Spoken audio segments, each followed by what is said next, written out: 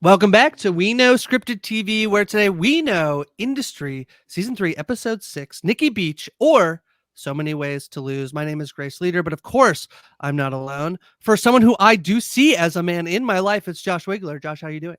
I'm doing quite well. Face kind of hurts. Just got slapped by industry. That happens. I think that's That happening this happens. season. It's Yeah. happening a lot this season. Yeah. Well, of course, we're not alone as well. Someone who I encourage to speculate freely. It's Emily. Yes. And also someone who just slapped me before the recording. No, as I well. did not. Thank you Yeah. very much. Yeah. I did not. I did wake you up from a mini nap, though. I did take a little nap With a today. slap?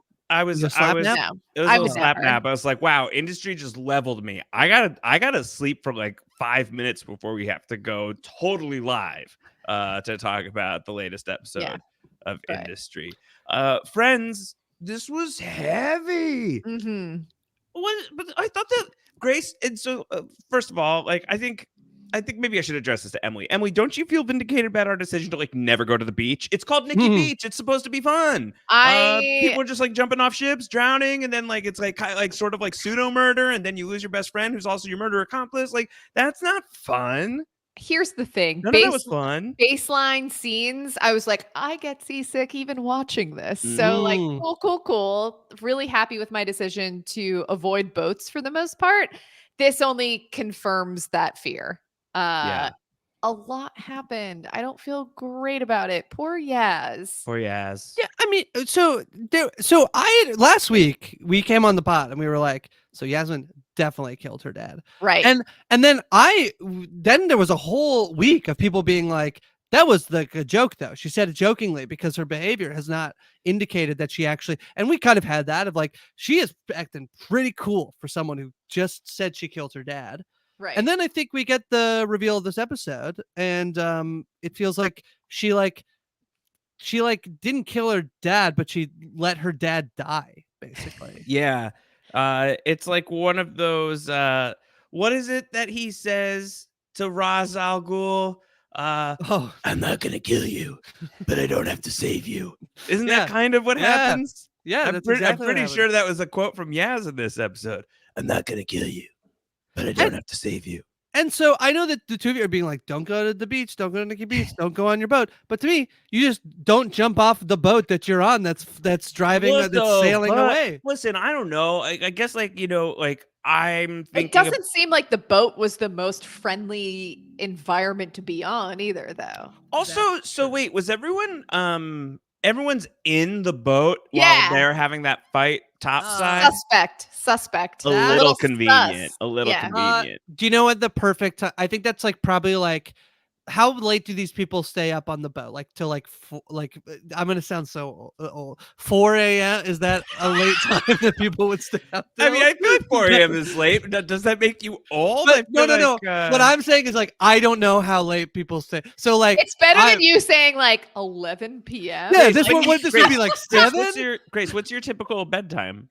Like before midnight for sure. Yeah. I am a little bit of like a between 11 and midnight thing. So then I'm not you're like fine. Yeah. I know I'm fine, but like the idea of then actually being up till 2. I did at the Toronto International Film Festival. I did a midnight madness, which means the movie started at noon at midnight, and then goes. It starts at noon, ends at 2 in the old? morning. Who's old? It's a real marathon. It was the Tim Robinson friendship movie, so it was worth it. But yeah, so like 2 a.m. That's the first time I've seen 2 a.m. since probably last year when I did a midnight madness. Yeah, I was awake until 2 a.m. last night, but that's because I was paralyzed with fear and anxiety and caffeine. It really had kept me up, and so I was just like lying in bed thinking about 2 scoops of coffee ice cream. This is where it gets you. Yeah, but then it was also like as I was like trying to like drift off to sleep in my mind, I was like, I have a feeling that 24 hours from now, I'm going to be incredibly anxious because of industry. And that ended up bearing fruit, like the top level view of the episode, right? Let's see if we can just like nutshell it and then break it down. Is that we find out what happened to Yasmin's father. They had a horrible encounter on the other side of her walking in on her father having sex. You see a real flash here. It was kind of a jarring image in this episode. It was a real shot to start out with, where I was like, oh no. Literally a shot to the nuts. And so she doesn't like knife him or push him. He jumps into the water after the fight, like ostensibly it seems like to like prove a point / he's drunk / maybe this is what he wants. Who knows if he's just like so on the edge. He's clearly, his business fortunes are so bad. But then like the boat's drifting away and he's asking for help and she just looks at him and then it's way too late and he's gone. And so body identified, he is dead.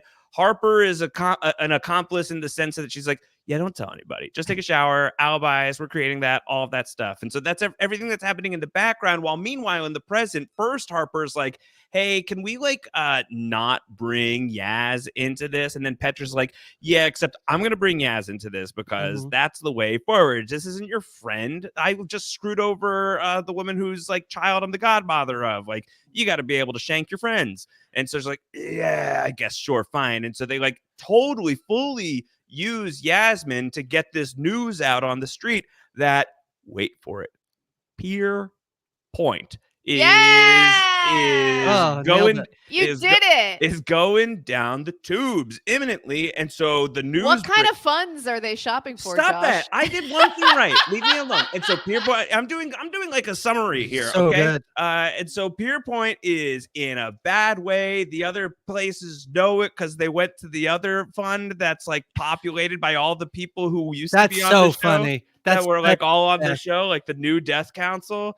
And so they go and they tell them, and like all of the, they're all bound together by their mutual hatred of, wait for it, Pierpoint. And so it then inspires an Eric who is in alcoholic free fall and did beats in the bathroom to go and knock on the door and finally confront Harper and yell at her. And then she says, you have the audacity to call me a bad person? I learned all this from you. And I'm like, girl, get him. And then at the same time, though, he's like, just so you know, I think you're smart enough to know that you're an awful person. And I just want you to know, like, with everything inside of me, that, like, that's true. And he leaves. And then she goes home to Yasmin. He's like, girl, what's going on? And Yasmin's like, well, what's going on is you're a venomous snake who sucks. And they say the meanest things that you could possibly say to one another.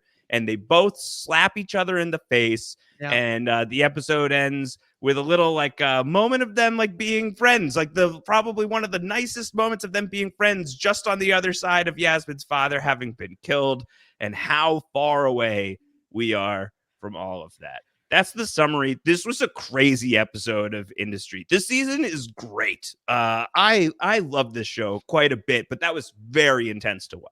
I gotta tell you, Talk of the Town at TIFF a little bit is like when you're talking about TV and films, is obviously all the movies you're watching. And also Kenny randomly showed up in one Irish movie I watched and I was delighted. Oh, nice. Yeah. But then separately, it's like when I'm like, oh, and I'm mostly talking about TV, and it's a little bit like, oh, I'm watching Industry. Yeah. And there was a lot of that. And I feel like we're like banging the same drum of like the show has been good, but it also is so good right now. It's like so good.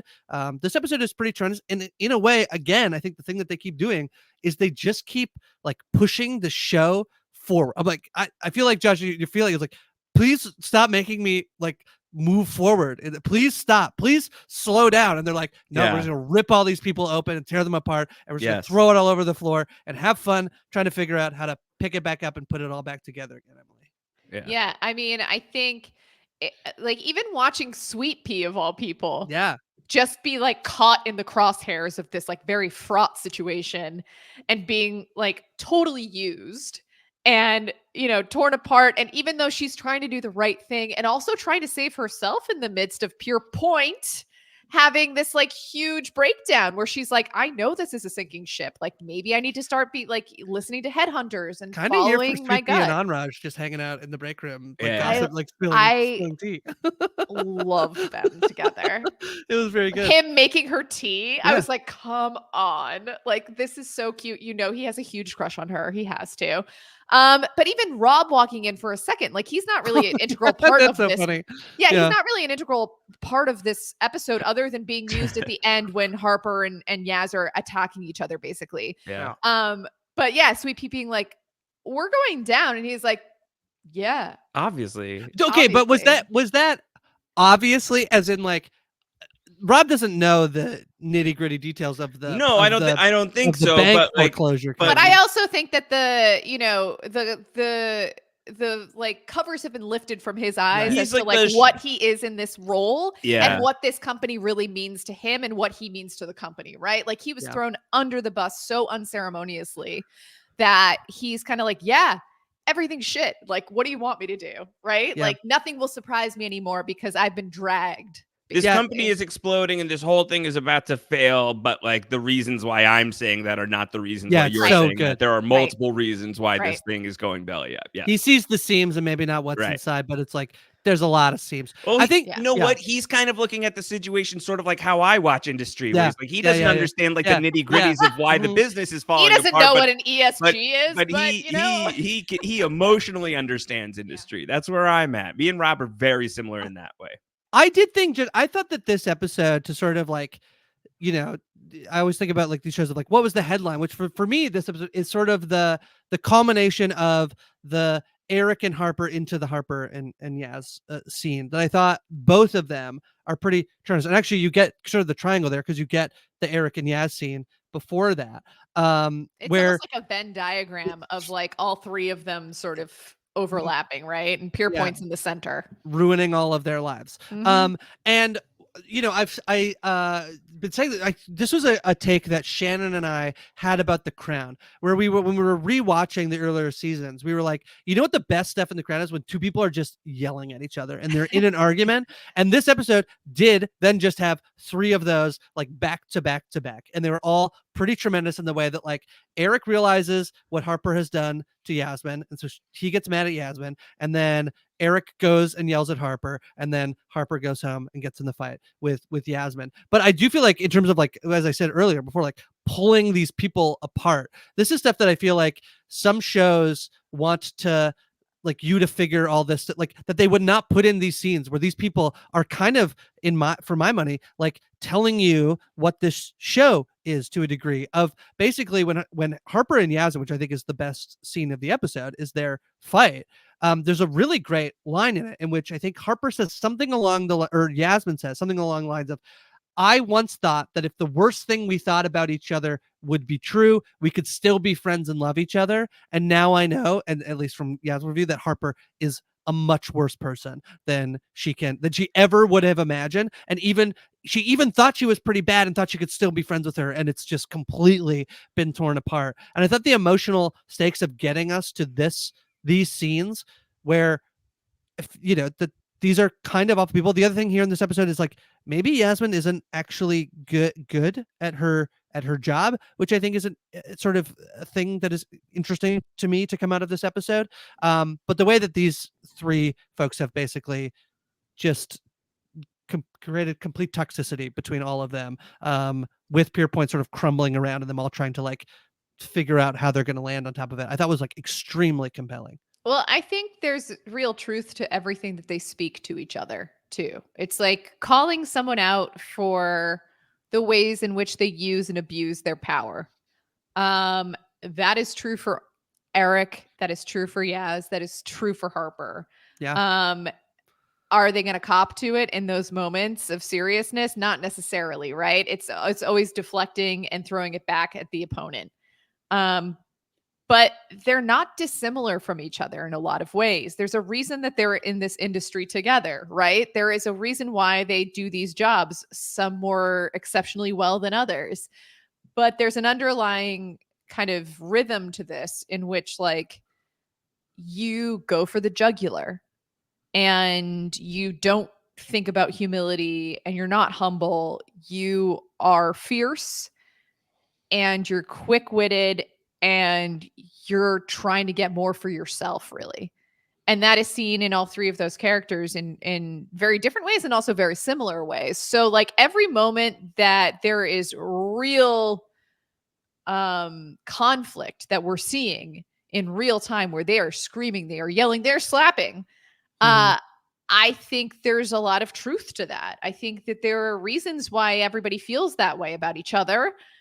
And there's a real ugliness and self sort of hatred there too, that is also brought to the light in certain ways, maybe not so obviously in some ways, but like the way Yaz is treated by all of these men in her life. Yeah, that's a complete reflection of her relationship with her father in a lot of ways.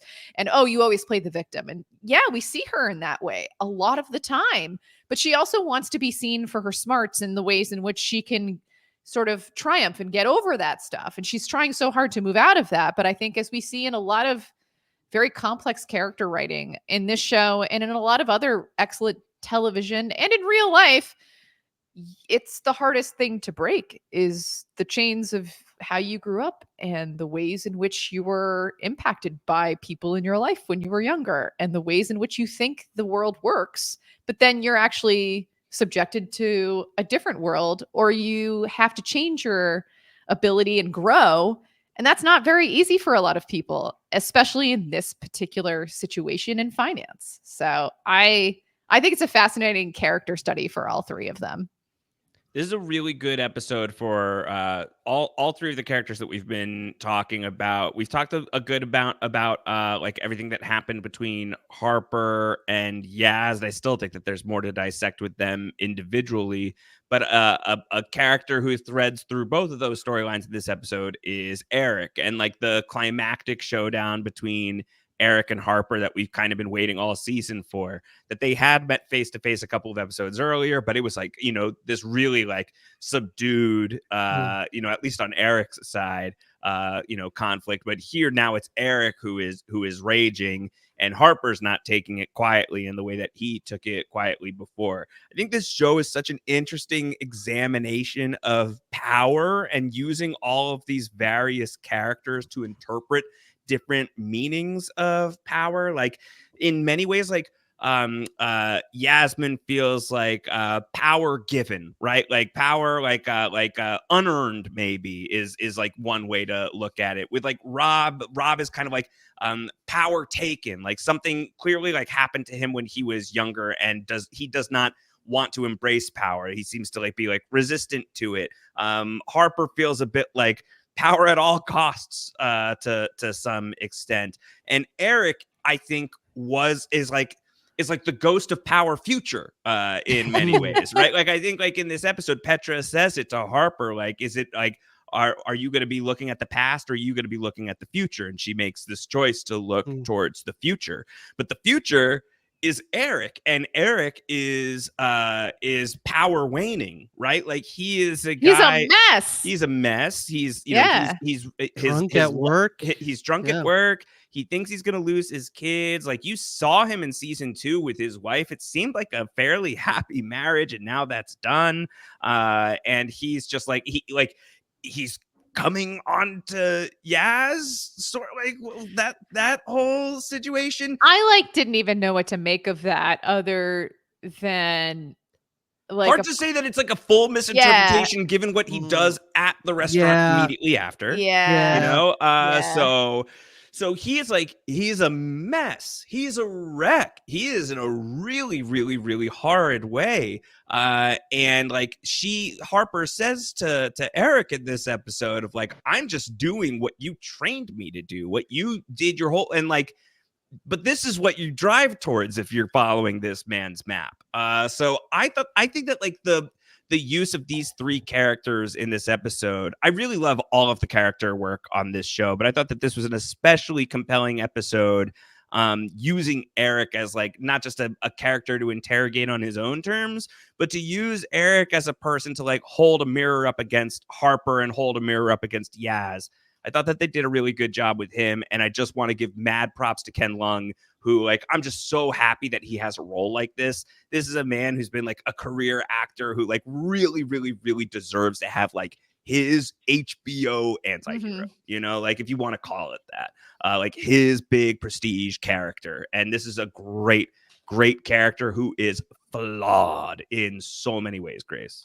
Yeah, what I think is so good about the moment that we get to where the fight, like basically these like three different moments. The Eric and Yaz one is very short and quick, but when he realizes like, oh my God, you gave Harper like the list of how many ESG clients we have, and they now know we're screwed. And he doesn't maybe know exactly what they're going to do with it, which is going to try to short Pierpoint. But it's a moment between the two of them, and earlier there's also the scene of like, what the hell do you want from me? Which Eric then goes to the bathroom to let us know what he did want. And then these two argument scenes, Eric and Harper and Yaz, is that there's so much built into it. This is the third season of the show, but like when you're talking about the ways in which their relationships to power, like there is so much in each of their stories in ways that is complex and nuanced to get us to that moment. So like this argument specifically between Harper and Yasmin, what Yasmin is saying about Harper is that she does have these things in her life that, you know, are moments where she is a victim, but she is also then using them to be ways in which she can then almost extract more out of them to leverage that into power, which is a thing that really resonates with me in terms of having like a sibling who has gone through a lot of struggle, and I really struggle with him sometimes, of knowing he is like in recovery, but also he has a really hard time feeling like he's doing anything wrong. And so when I'm like, want to say you're doing something wrong, I hesitate because I know he will feel bad about doing things wrong for a long time. And it's this very complicated, like circular thing that we end up being in that can be very frustrating. And so Yasmin being like, you know, all of our pain is like it's useful. You actually are like figuring out these ways to find use in it. And then on the opposite end, Harper is telling and extracting from Yasmin the ways in which like she, you know, the way that she uses herself and money and her body basically to like gain and try to like, you know, move and navigate through this industry. Those are both things that they are victims of they are like, Yasmin is like, I mean, what is she supposed to do? Her dad is her dad. She was born into wealth. And so in both of them, because I saw some things a few weeks ago about like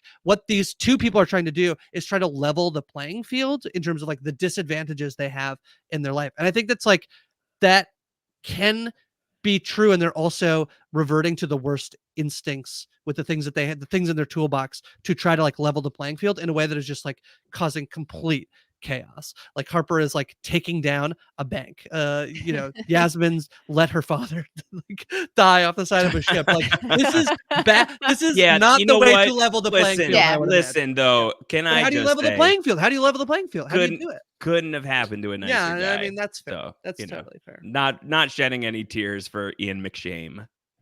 Yeah, I just think these are like, there is so much to this scene at the end, this moment, this one particular fight, because of how much has been layered in through the show. And it does like, and then it's a show that makes me sit and think about the ways in which like, because there's talk about whether or not they're bad people or not.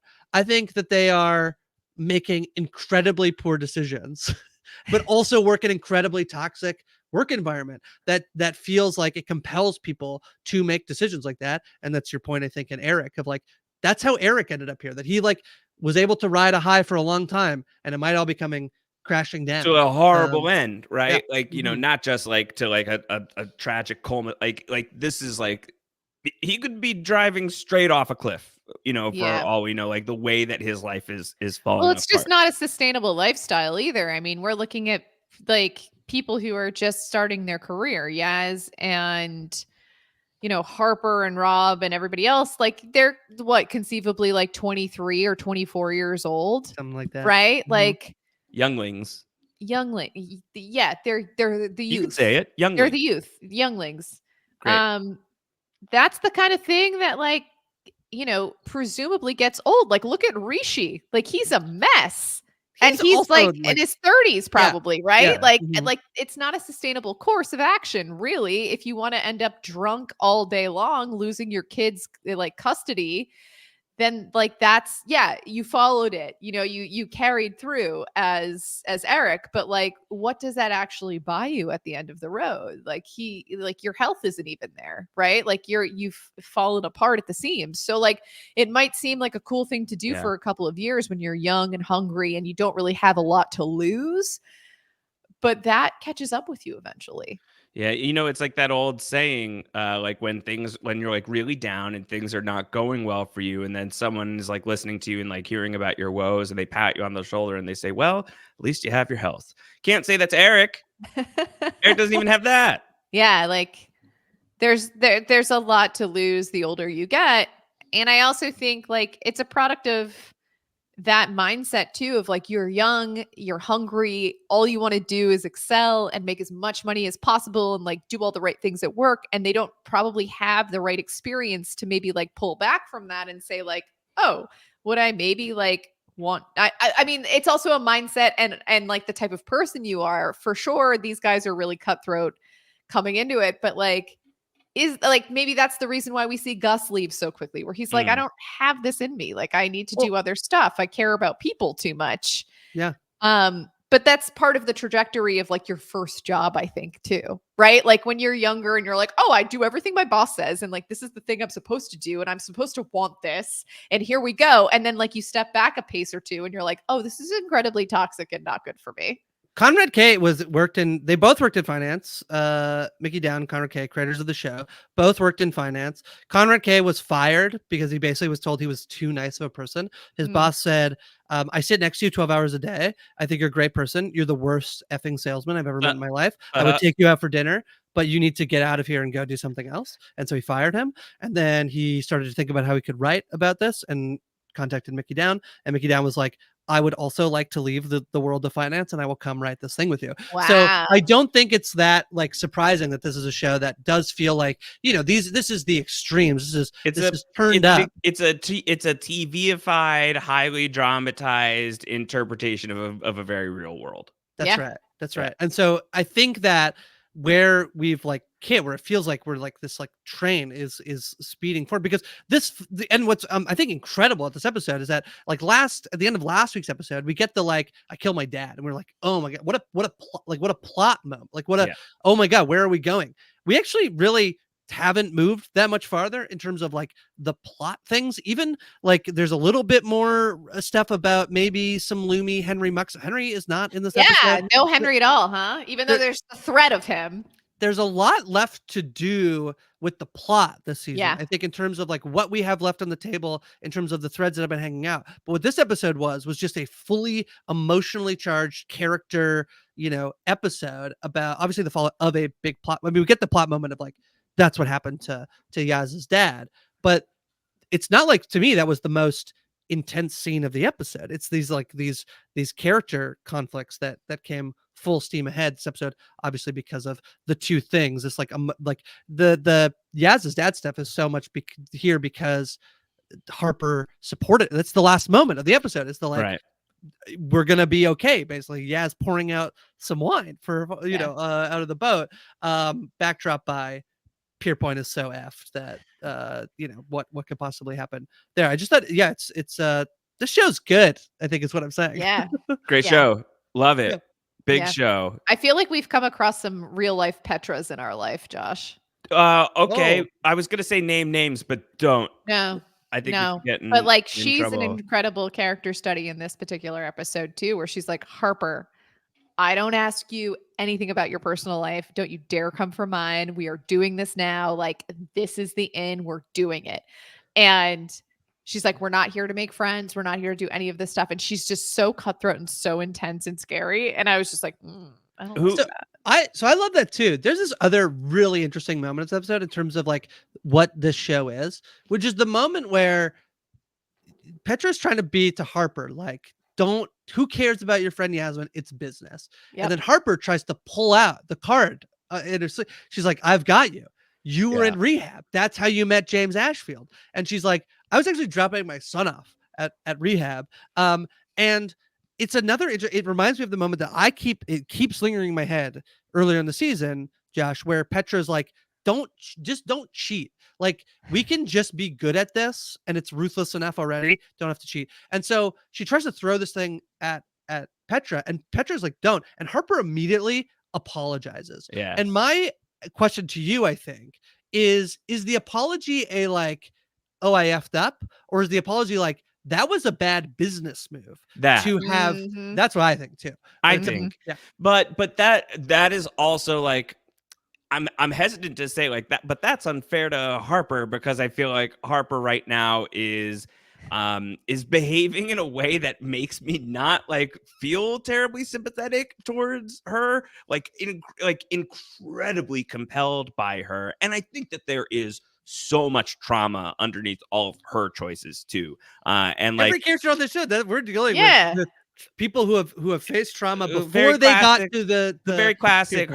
hurt people Yeah. adage, and but Yeah. I also was reflecting on like this thought about like how all of the characters are like reflections of power and different ways in which power is wielded or pursued. I think that like if Harper is sort of like the central figure of industry from which like all the other like characters like spoke out and formed the wheel, I think that like all of these characters in many ways are like extensions of Harper. Like I think that all of these various characters have like a different part of Harper really crystallized as like the focus part of their story. I think you could also probably then like flip it. I bet you could put every single like sort of central character in the center of like a character wheel and the spokes all connect in the same way. Oh, Like these yeah. characters are all very reflective of each other. It's just what's being emphasized.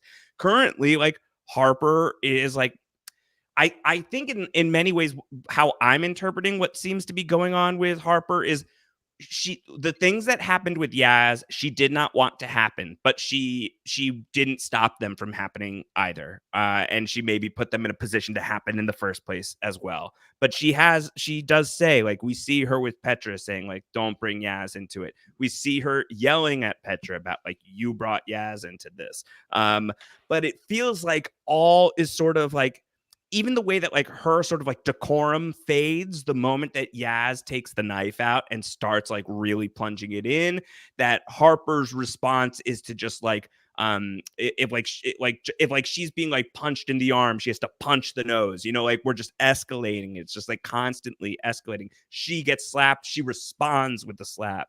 And I think that the way that she has been acting in this season so far to me feels in some ways like Eric called her for what she is or how she has been behaving, or he at least like he saw something troubling that for whatever reasons, like, is he trying to be paternal and prevent her from going down the road that he has gone down? Is that why he fires her? Does he fire her less for those reasons and more because like I just saw how you treated all of these people in this situation? That can't stay here either. In any case, what he also tells her in this episode is like, I think you're terrible, and just so you know, like your suspicions are correct.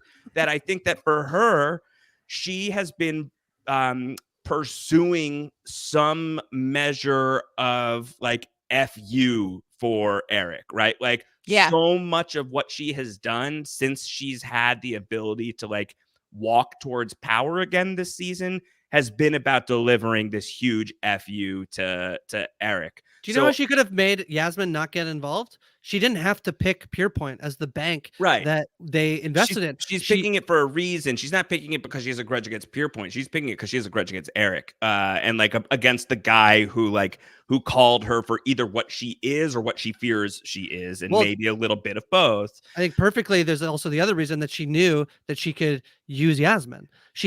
Yasmin was her in to get the meeting with Eric. So it's both of those of like revenge and Eric. I can use Yasmin, and it's actually how the three seeds that we get all interweave together. Like it's brilliant. So I think like to like take all of that back to the question of like, does she feel bad about Petra from like a personal level, or does she feel bad like, did I screw up on a personal level, or did I screw up on a business level? I'm inclined to say she feels bad that she's screwed up on a business level because her chips are sort of in this way. Like she's like, I'm all in on this like kill Eric plot, like to like dominate Eric plot. But I also do want to give like credit to the fact that like we have absolutely seen humanity from Harper, and I think that like in her way, like I don't know that everybody would like react to what happened with Yasmin by like, all right, sweet, cover up, and I'm gonna be like your wingman on it, and I'm gonna get you all the way through it. Like I'm not condoning that necessarily, but I think that like for her, it's not because in that moment she saw some sort of pathway towards getting back at Eric. In that moment, I do feel like she saw her friend in distress, and her trauma response and her being in like similar types of situations in her life, at least that she could like map onto a moment like this, maybe was to help her friend. So like, does she have it within her to be like, oh, I said something horrible to Petra? I do think so. Is that how she's feeling towards Petra specifically in this moment, given where she is right now? I don't think so. That's my character assessment of where Harper is. I mean, a thing that I really like, I feel like it was one of my biggest takeaways from covering Succession was like Amanda and I would talk all the time about like, it doesn't have to be one thing. And I think the best shows actually like that interaction can be 75%. I like, she's going to fire me for doing it. And I need to apologize immediately. And like 20-ish% being like, oh, that is actually a genuinely kind of shitty thing to do. And the thing that is happening, because it's a high stakes business, Emily, here in all of these scenes, like Harper is trying to get it so that Yasmin is not involved in the plot to get the list of ESGs to know just how effed Pierpoint is. And we even see her making the eye contact with Yaz during the meeting where she's like, but when it came down to it, she chose to do it. What are you going to chose to do it. She did. Yeah. And I think that that's the thing. There's like an inner turmoil and conflict within Harper of, I don't have a huge secure network of people that care for me. But I also have like this inner demon and like lust for more. Yeah. And I'm willing to sacrifice everything to get it. So we watch her constantly put herself in situations where it's like this huge conflict of interest for multitude of reasons, like bringing Rob into the situation again of like, oh, you think that Rob would be into you if I weren't here, says Yaz. And it's like this whole thing where like, yeah, we saw Harper make a move on him and like things started to like kind of heat up and be a thing. But then the second Yaz walked back into the situation, it was like, oh my gosh, like you betrayed me. Why would you do this? Right. So what I really love about this, actually, this particular, because I wanted to bring this up, is the point about like, you treat everyone like shit, you know, the way you treat Rob, and he still chooses you. And that's the way she frames that. And I think the thing about Yasmin being perceived this episode as not being good. And on the reverse side, we have 3 seasons now of people being like, Harper has an instinct about her in this job that makes her that they like when there's a moment where people are watching and being like, she should have been fired. The reason is because she is actually so freaking she's good. like exceptionally talented. Yeah. And so you have those two things. You have Yasmin, who is maybe not always like has the instinct for it and maybe got this work because of who her dad is and because she's into money. And that's not really as much her fault. And you have Harper, the opposite, who kind of comes from nothing and has still managed to make it.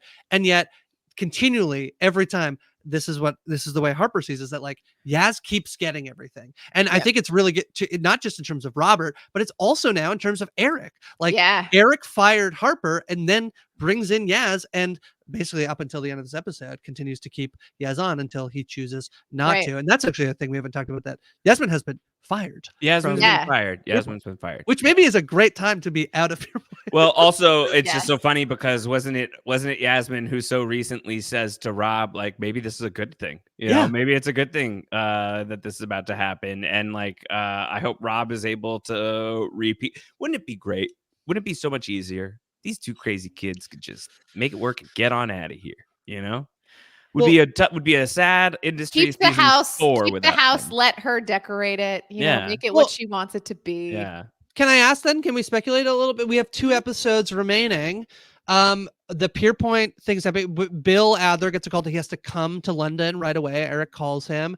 But I think mostly the only finance thingy here is basically like Harper and Petra going around to see how much each bank has invested in ESG companies, basically green energy companies, to see how much they might be F. But that's almost mostly just a ploy to just confirm in a way that would not be, I overheard it in the bathroom, that Pierpoint is actually for sure. They have hard evidence in their hand that Pierpoint is actually screwed. It's so hard when Yaz goes, and it's double-sided to save the environment. I was like, no, it's because there's too many names. You guys have more names than everybody else. Brutal. So that's that. And so then they've decided to short it, which this has been a thing in other. See, this is a big thing of the Jesse Bloom stuff in the last season, but shorting companies, so basically betting that it will fail, and if it fails, you pay out. Can't believe it's a thing that exists in any system that you can make money off of a company failing.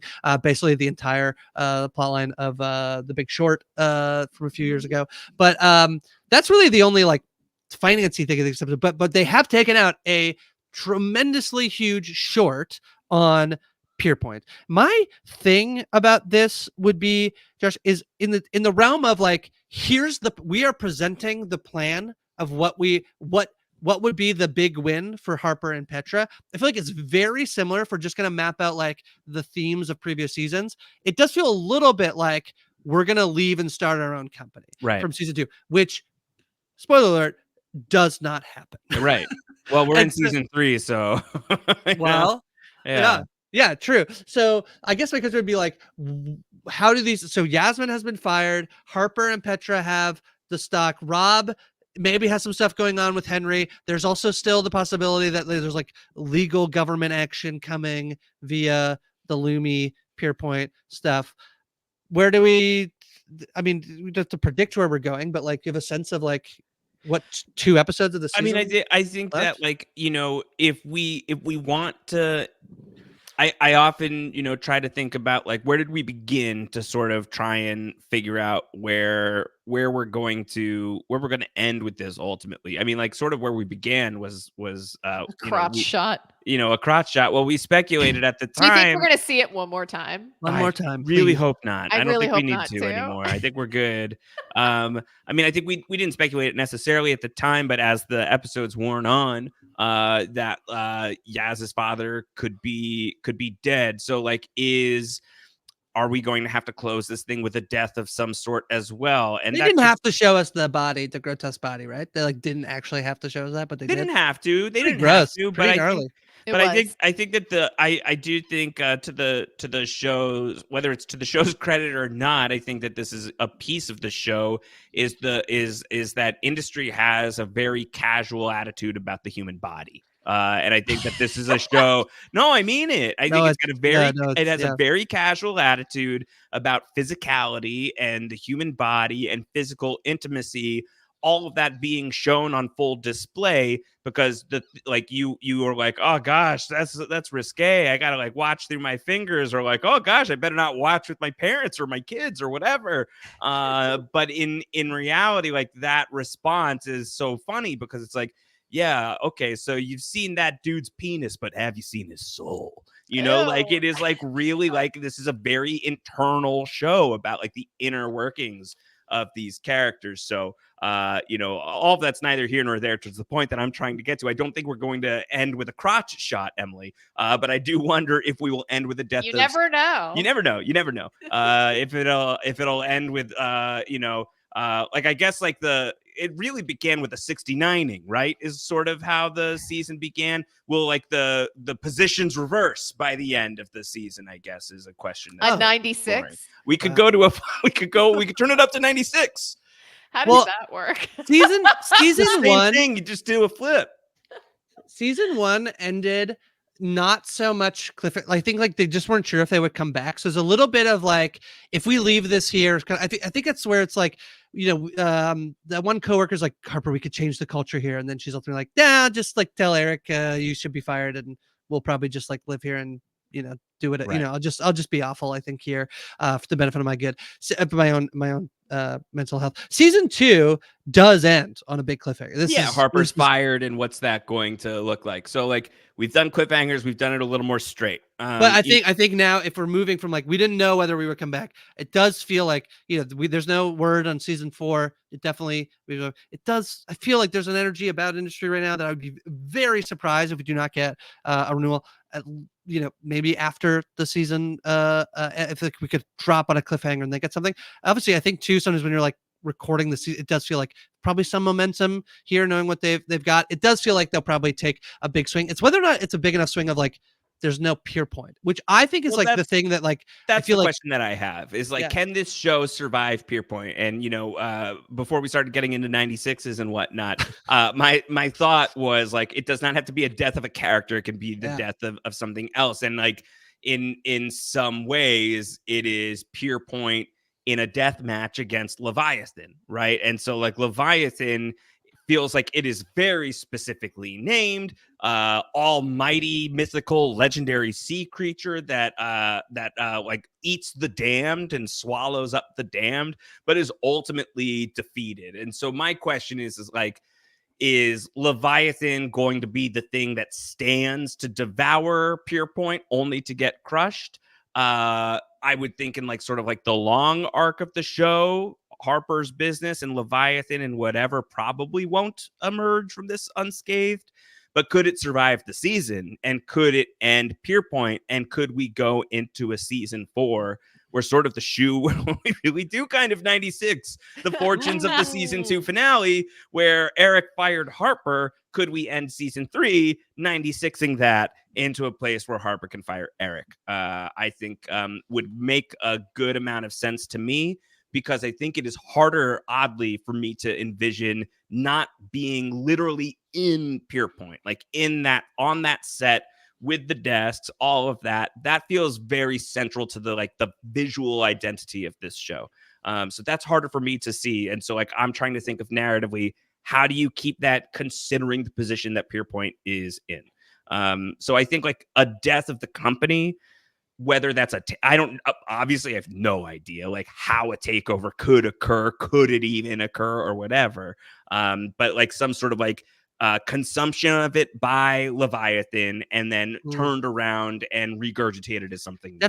That feels like was it? I feel like it was Mad Men that I was like, and now the company is called these 4 names. Yeah, you know? yeah. This interesting. This is the only episode of the season not written by Mickey Downs and Conrad K. It's written by Joe Carlton, I believe is his name. It's the only writing credit given to somebody else in this season, which I think is quite interesting. I don't know if we felt that so far at all, but the last 2 episodes, not only two slaps. That's what it was. Not only are the rest of the episodes written by the creators, they are both also directed by the creators. Oh, neat. Oh, nice. I think feels like that feels like okay, we get a push towards the end of the season. So I'm very excited for what we. Me too. Yeah. Great episode, though. Wow. Great episode. Very intense. Loved it. Really loved talking it through. Next week's episode, you want to know what it's called? Please. Coming out on the, I think this week we did a good job of not talking about Succession too much. Yes. But so then now I have to violate my abstinence from referencing Lost too much and say that on the 20th anniversary of the series premiere of Lost is when the penultimate episode of Industry Season 3 shall air. And Season 3, Episode 7, the episode of Industry that Rob and Akiva may one day speak about, yeah, that's right, is called Useful Idiot. Wow, that could be so many of the people on the show. Yeah. My head was like Rob, Henry, I'm like bouncing Eric, Bill. I don't know. Yeah. So many people could look at each other as useful idiots on the show, like Petra looking at Harper as a useful idiot, Harper looking at Petra as a useful idiot, both of them looking at Yaz as a useful idiot, Yaz looking at Rob as a useful idiot, most obvious, so on and so forth, Henry being a useful idiot. Right. Totally. 100%. And like, speaking of predictions, like if we're trying to keep Kit Harington around on the show, like can like Henry muck this situation up for Harper, for instance, or come in and be like knight in shining armor for Yaz? Like, is he sort of unfortunately like the fated one for Yaz? I don't know. The last loop I think here, and like a thread that is like here at the end of the season, is that Otto has invested in Leviathan. I think that's like one last little. We get Alexander this episode calling to be like, the story got leaked. I only have one source. You mind giving me another? Basically, like on the phone. Brutal. But that's one of the other chains that's there in terms of like there's a connection with who has funded Leviathan as they are going out to spend half of their equity, half of the money. It's not equity, half of the money that they have in Pierpoint failing, basically. So yeah. All right. Well, folks should make sure that they are subscribed to the podcast, auto download, tell a friend, and make sure you're subscribing to the YouTube channel as well. robhasawebsite.com/scripted will get you all of that great information. That's robhasawebsite.com/scripted. Yes. And lots more happening here on We Know Scripted. You and Taryn held it down for me on The Lord of the Rings, the Rings of Power. I won't be around this week, but Grace, I'm going to invite myself back onto the Okay. podcast once I'm free because I'm having too much fun talking about the Rings of Power and being in that world again. I'm one episode behind, but you have to be into high fantasy. If you're not into high fantasy, you're not going to enjoy it. But if you're into high fantasy, like I just have not seen it done better. That's interesting for you to say. Well, I know, and I've been saying that like on a few of these podcasts. Is like I was a very clear House of the Dragon over Lord of the Rings back in season 1. And I've been saying this is now the 3rd podcast that I've said this on, I think, if not the 4th, where I'm going to say, like, I've spent a lot of the past year playing more Dungeons and Dragons and getting really into D&D. And like Lord of the Rings, the Rings of Power really feels like rolling dice. And it's got that vibe. And I've not seen that done in this way before, this successfully. Yeah. So the other fun thing was, as somebody who was living in a movie theater for the past week, I got the absolute privilege of listening to the Tastemakers as somebody who was behind on television. I've watched 30-ish movies, but I was behind on television. Actually, I did watch 2 new television shows, but it's because they premiered at 10. And so it was very fun. And I have to tell you, I was in my Uber home one day, and my Uber, I was like, he was like, "Oh, what are you doing?" I was explaining. He said, "Oh, I'm watching something. I'm watching Prison Break." I was like, that is so interesting. Why are you watching Prison Break?" And then I listened to you and Taryn be like, Prison Break, and that's Netflix, and people are watching it. Apparently, it seems like nobody's talking about it except my Uber driver. I guess so. People are watching Prison Break because of the Netflix bump. So I gotta tell you, I am this close to making a really bad life decision. Going to prison. And the bad life decision is tattooing my body. The bad life decision is tattooing the blueprints of a prison on my body and going into prison to break my brother out of it. No, but I'm thinking of maybe watching Prison Break again. And then also separately, I met somebody who was like, "I'm watching Game of Thrones for the first time." I was like, "Oh, tell me more, please." So that was fun. So been very fun. But Tastemakers was lovely this week. But I will be back with Taryn next week, and we'll be back next week with more industry as we recap the penultimate episode. Can I also just do a quick service advisory that on HBO, I believe it's this coming Thursday night, the Sunday show that's going to be happening once industry wraps is going to start early. And that Sunday show, and I'm baffled by this still, but just so we're all clear on what's coming, Penguin, the Colin Farrell quack, Mr. Penguin TV show is premiering on HBO on Thursday night this coming week. And it's going to move to Sundays, I believe, on the 29th or whatever that is. But that's the finale. It doesn't make any sense, but we'll see. We'll keep following the industry finale is the Penguin finale, just going to air after it. We'll see how that goes, but I think you can expect some form of Penguin coverage here on We Know Scripted. And also, make sure you watch it because Colin Farrell had a full Tim Robinson, I think you should leave moment of saying that he absolutely hated being in that much makeup. I want to take the head off. I want to rip the head off. He wanted to rip the head off. He wanted to rip the head off. The singular season. I said it was interesting. We did too much. We put too much on Colin Farrell. It's very good. Okay. Gonna flip the table. Yes, excited for the Penguin. I'm so intrigued. I'm very delighted. And that's the next HBO Sunday night show. Kind of. Basically. Yes. But we'll be back next week with Industry Season 3, Episode 7. Until next time. Bye-bye. Bye.